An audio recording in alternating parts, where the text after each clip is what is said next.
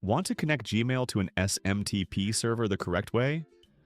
I'll show you exactly how to set it up, step by step. Start by clicking your profile icon in Gmail and select Manage your Google account. Go to Security. Scroll down and turn on two-step verification. This is required. Without it, SMTP won't work. Once that's enabled, go to the search bar at the top of your account settings and type App Passwords. Click App Passwords. For the app name, type SMTP, then click Create. Google will generate a 16-character app password.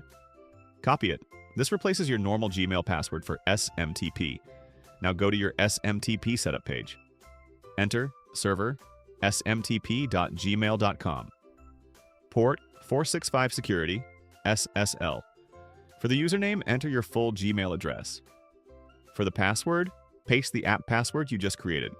Set the from email as your Gmail address, then run a test. If everything is configured correctly, you'll receive a test email instantly. And that's it. Your Gmail SMTP is fully set up and ready to send emails securely. Subscribe and like if this helped.